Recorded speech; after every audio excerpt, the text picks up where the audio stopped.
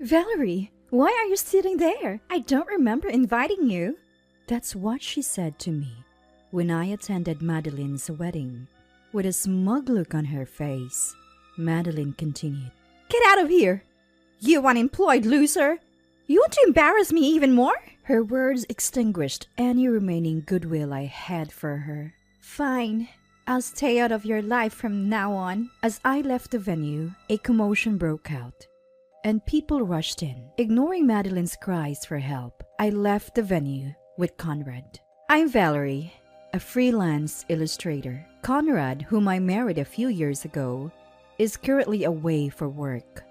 One day, feeling a bit lonely, I got news. My mom back home had fallen down the stairs and fractured her leg. Though it wasn't a severe injury, she needed help until she recovered. The question was, who would provide that care? Dad had recently hurt his back and was using a walking stick, so he couldn't help Mom. I thought my sister Madeline, who lives at home, could take care of her, and I'd help on weekends.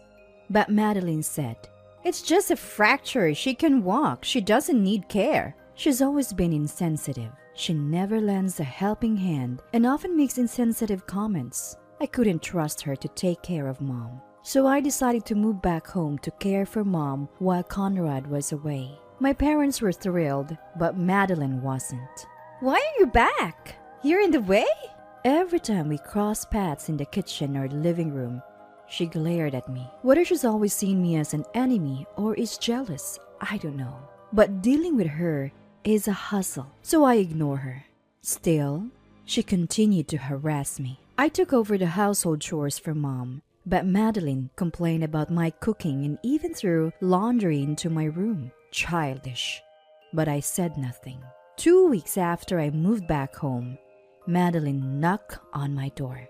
I opened it, wondering what was so important. Aren't you going to work? Work? You never leave the house except for shopping or the hospital. You're not working, are you? I explained that I'm a freelance illustrator and work from my laptop, but she didn't get it. So you're saying you draw pictures on your laptop and make money? That's no different from being an unemployed shut-in. Having an unemployed person in the house is the worst. She stormed back to her room, stomping her feet. A few days later, Madeline said, I want you to meet someone. Wait in the living room. We waited as instructed, and she brought in a tall, slender man with a youthful face. The mole under his left eye seemed to highlight his youthful appearance. Nice to meet you all. I'm Rodney, Madeline's fiancé. Thank you for making time for me today, the man said, extending his hand for a handshake. Caught off guard by the unexpected guest, my parents and I returned the greeting. Nice to meet you. We hadn't known Madeline had a fiancé, and it seemed neither had our parents. We exchanged puzzled glances as we listened to their story. I met Rodney at work. He is a very sincere, capable, and wonderful person. Madeline gushed. Haha, Madeline, don't flatter me too much. You're making me blush. Rodney chuckled. The two laughed and talked about how they met, what attracted them to each other, and what kind of life they planned to lead after marriage. Apparently, Rodney was drawn to Madeline's outgoing and cheerful personality. The Madeline I know is rebellious, self-centered, and lacking in empathy. I couldn't believe she was described as social. Isn't Rodney amazing? I really want to marry him. Please give us your blessing for our marriage. The two looked earnestly at my parents, waiting for their approval. From my perspective, Rodney seemed too good for Madeline, so I had no objections to their marriage. My parents felt the same, though surprised by the sudden news. They smiled and seemed to give their blessing. After Rodney left, as I was cleaning up the tea and snacks, Madeline spoke to me. You're jealous, aren't you, Valerie? Jealous of what? I'm marrying a wonderful, good-looking, high-earning man. Something you could never pull off. I responded to Madeline's smug, taunting smile. I'm not jealous. I'm actually happy you found someone so wonderful. Her expression twisted, probably because she didn't get the reaction she was hoping for. She sighed dramatically and said, "The snacks you served Rodney were so cheap. Couldn't you have prepared something more upscale?" "Oh, but you're unemployed, so you can't afford." "If I knew you were bringing your fiancé, I would have prepared something appropriate." "Oh, you should have sensed it from my happy vibe lately. I really hate how you can't read a room." Looking at Madeline, I wondered how long a marriage with her could last. I felt concerned for Rodney. That night, as usual, I called Conrad. It's a daily ritual. I get lonely easily, and hearing Conrad's voice helps me cope. I told him about Madeline bringing her fiancé. Wow, Madeline has a fiancé? That's great news. Yes, his name is Rodney Bland. He seems too good for her, actually. As soon as I said that, Conrad's tone changed. Wait, did you just say Rodney Bland? Yes, why? Is something wrong? Conrad then accurately described Rodney's appearance, demeanor, and the mole under his left eye. As I expressed my surprise, Conrad continued in a serious tone. Valerie, you need to tell Madeline to reconsider marrying Rodney. He's a scum artist. What? Are you serious? Rodney used to work under Conrad. He left the company a few years ago because he had been scamming multiple women out of their money and then disappearing.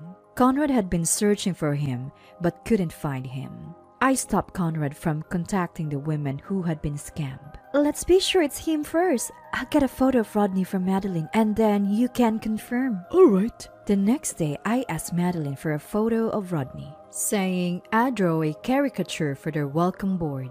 She complained but eventually gave me the photo. When Conrad saw it, he said, That's definitely him, the scam artist Rodney. Convince her to reconsider before she loses any money. I was planning to do that anyway. Madeline may dislike me, but as her sister, I want her to be happy. Still, as Madeline's older sister, I think it's natural to want Madeline to be happy. I immediately told Madeline the truth about Rodney. She didn't believe me. You're just jealous and trying to ruin my fiancé's reputation. I'm not. Conrad told me about him. You should really reconsider. You won't be happy. I tried to persuade Madeline almost every day, but she got angry and stopped talking to me. I even asked my parents to talk to her. But when she found out it was for me, she started harassing me more. She'd burst into my room yelling, "Get a job, you unemployed loser!" or knock loudly on my door to disrupt my work. My parents and I tried to warn them, but they didn't listen, saying, "It's the unemployed's fault for not working outside the home." When the neighbors complained, they stopped making a fuss, but they didn't stop harassing me. My patience and goodwill as her sister were gone. Some might say, "She's your only sister. You should try harder." But there's nothing more I can do for someone who won't listen and harasses me. However, there is nothing I can do for her who has not listened to me at all and has been harassing me excessively. I gave up on convincing Madeline and decided to consult with Conrad and my parents about taking action. On the wedding day, I brought a nominal wedding gift and headed to the venue. The venue was incredibly lavish and the food was extravagant. Madeline's friends and relatives were already there enjoying the feast. As I watched the food being brought out one after another, I suddenly noticed something. I noticed that not even a single drink had been served to me, while my parents had a full course meal in front of them. When I asked the staff, they said, "Please wait a moment, we'll check," and went away. After a while, Madeline, dressed in a pure white wedding gown, walked over, the sound of her heels clicking. "Valerie, why are you sitting there? I don't remember inviting you." "What?" Not just me, but my parents, the guests, and the staff all looked at Madeline in surprise.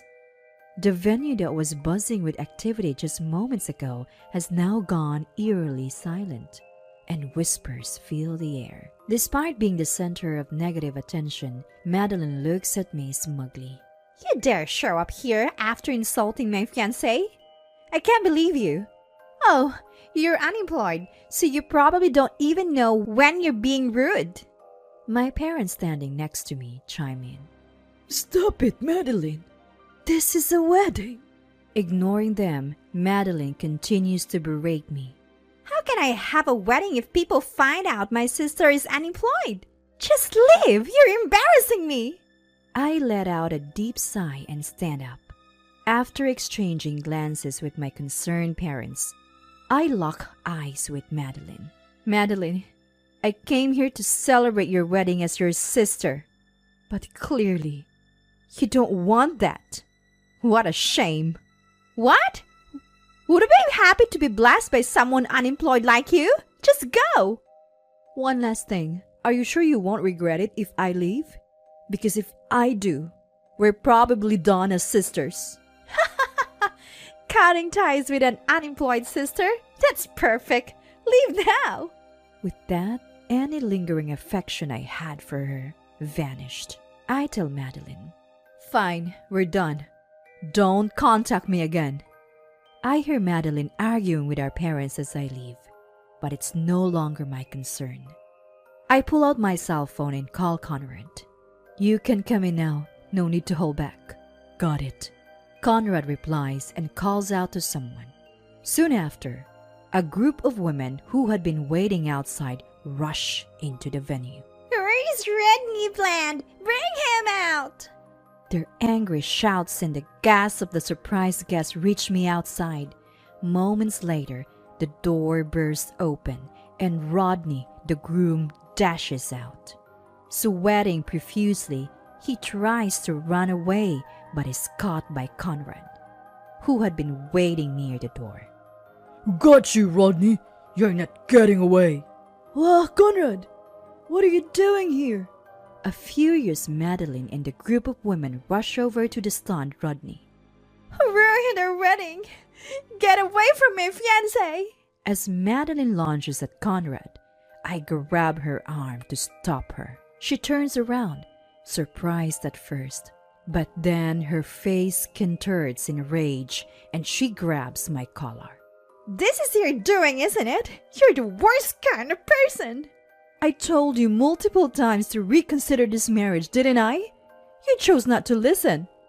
As I say this, I turn my gaze towards Rodney and explain about the women surrounding him. Rodney here has been dating these women and scamming them out of their money. They intend to sue him. What? You're joking, right? This isn't funny.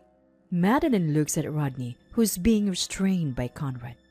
He awkwardly avoids eye contact.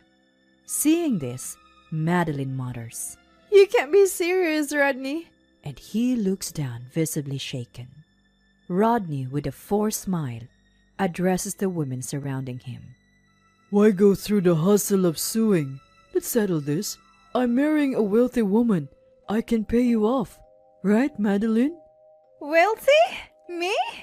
Confused, Madeline trembles as she speaks.